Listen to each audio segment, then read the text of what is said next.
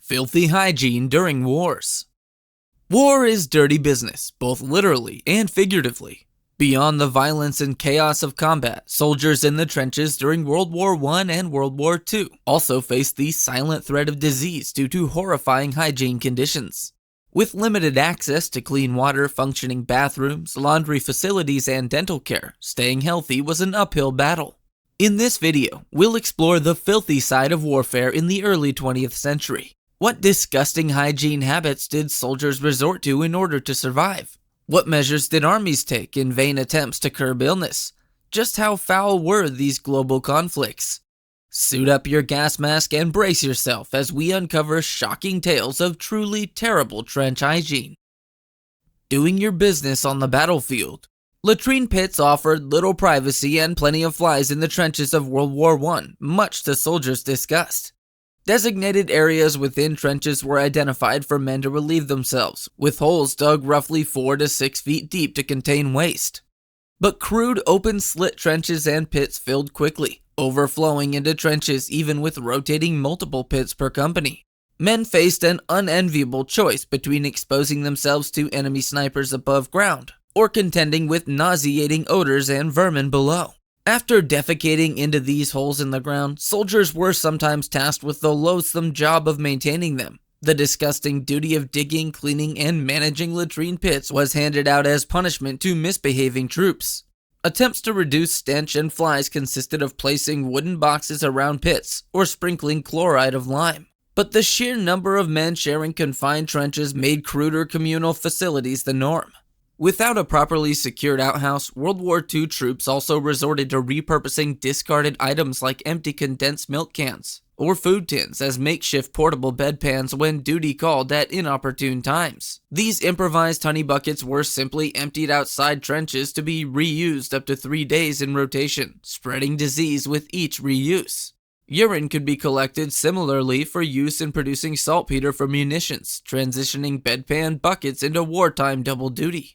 But emptying excrement outside trenches merely concentrated germs and contamination areas. Rainwater runoff seeped waste back into trenches anyways, heavily polluting confined spaces shared by thousands of men. By World War II, trenches were dug deeper with sumps and wooden flooring to improve drainage and reduce standing water. The British forces introduced petrol tin urinals worn privately around men's waist with absorbent pads to ease latrine demand. But field latrines and bedpans made of salvage materials without plumbing were still far from sanitary.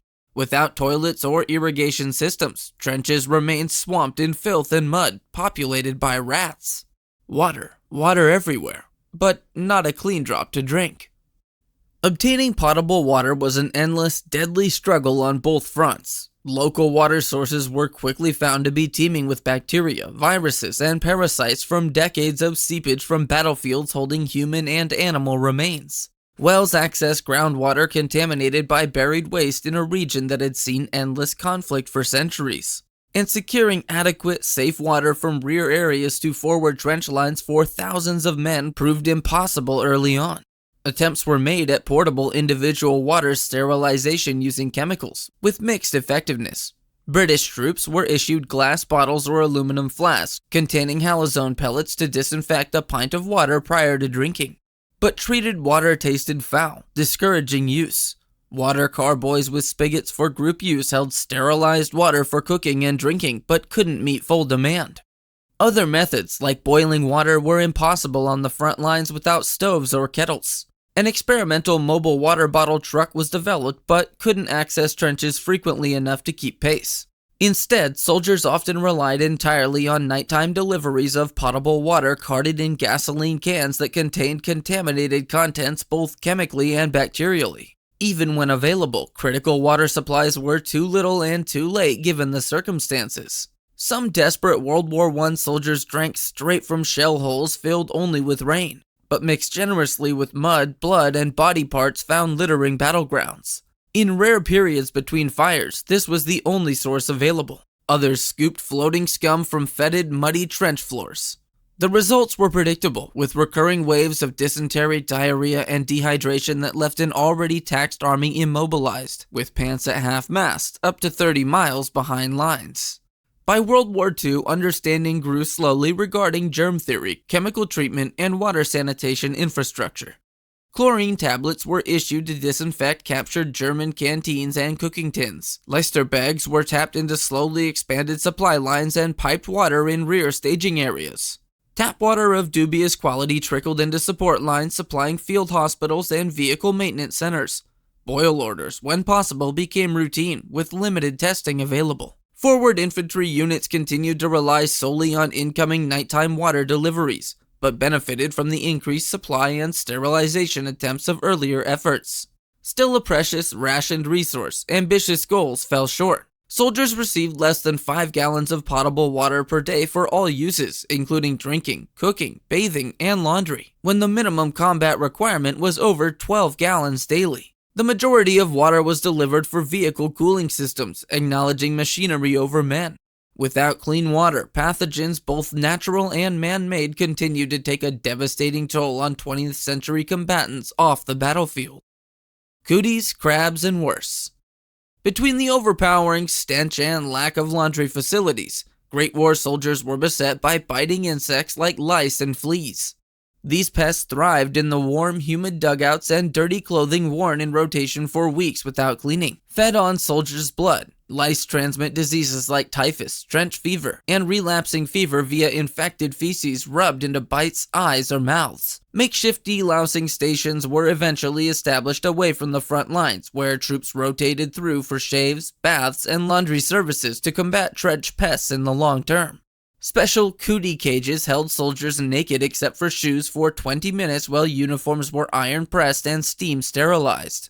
But these respites were brief before returning to vermin-infested living conditions again. But typhus-carrying lice were soon joined by a second blood-seeking force, the crab louse. Usually spread by close contact, crab lice earned the nickname crabs and their genital infestations crotch crickets. Brothels and prostitution encounters proliferated around military camps and transit stations throughout occupied Europe. Despite health inspections, venereal disease and lice outbreaks followed soldiers from bedrooms to trenches.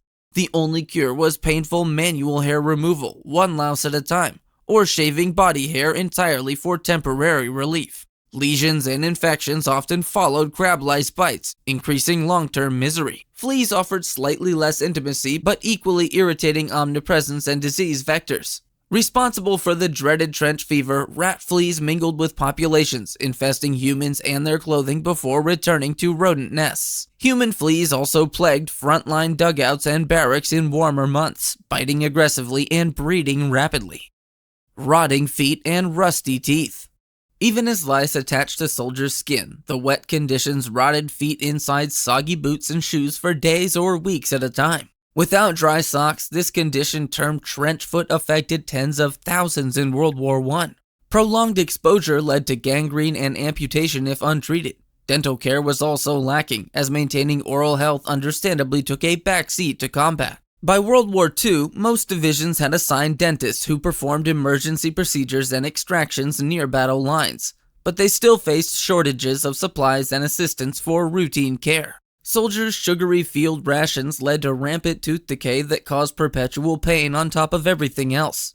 From stinky feet to busted teeth, staying healthy in the trenches was no small order. Morale films meet Mickey Mouse. Far from the trenches, governments harnessed the power of cinema to motivate the home front and encourage hygienic habits among troops. In World War II, Walt Disney Studios signed an agreement with the U.S. Navy to produce training and propaganda films aimed at boosting morale and unit cohesion. Animated shorts like 4 Steps to Cleanliness used Mickey Mouse to model washing hands properly for personal hygiene, and Disney's Der Führer's Face reminded soldiers what they were fighting for in humorous fashion. On the sinister side, Axis films portrayed enemy forces as subhuman to dehumanize them. But for the Allies, animation helped drive home sanitary lessons that military life desperately needed. Rot, rust, and rumblies. While conditions were ghastly in the trenches, they fared a little better inside armored vehicles and vessels. The first submarines were wretched stench torpedoes, with diesel fumes, sweat, humidity, and limited sanitary facilities brewing an eye-watering funk. Tanks didn't smell much better, as unwashed crew members rode into battle with the reek of death and decay clinging to interior surfaces. Between motion sickness and noxious smells, riding to the front was its own special kind of hell. At least one advantage tanks had over trenches was mobility, allowing periodic returns to camp for delousing uniforms, bathing, and resupply. But rolling battleships and underwater steel cans presented their own hygiene hazards outside of combat. Prevention is the best medicine.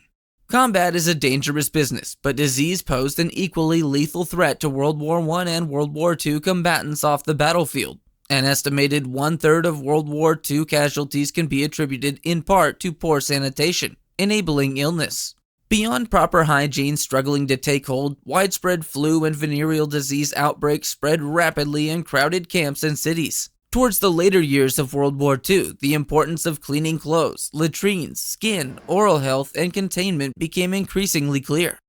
But early on, microbes traveled fast in close quarters with so many men on the move. Even when rest periods permitted bathing, timely treatments often remained out of reach. For soldiers already facing death daily from artillery barrages, unseen germs made the margins between life and death that much thinner.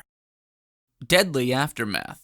As World War II drew to a close in 1945, the world remained oblivious to perhaps the deadliest foe bred by the wretched trench environment, the Spanish influenza virus. Thought to have originated and spread unchecked in crowded military camps, the Spanish flu essentially picked up where the ravages of combat left off. This powerful pandemic lasted into 1920 and infected 500 million people globally, resulting in upwards of 50 million flu deaths. That staggering toll eclipses total World War I casualties several times over. In the end, the return to peace likely helped fuel this outbreak as demoralized troops traveled far and wide, bringing home an unwanted souvenir. After years of battling enemies in trenches, the soldiers themselves unknowingly ended up vectoring the invisible killer bugs that felled so many millions. Conclusion. From improvised latrines to infestations of lice, unsuitable food, and declining dental health, both World War battlegrounds and military camps were cesspools of filth and contamination, despite Tommy's and GI's best efforts. So next time you gaze at grainy war photos of battle-worn soldiers, don't just ponder the combat horrors they've witnessed. Spare a thought for the dry socks, hot showers, dentistry, and peaceful privies they must have sorely missed as well. Amidst the death that surrounded them, achieving basic body cleanliness and wellness during World War was its own harrowing struggle.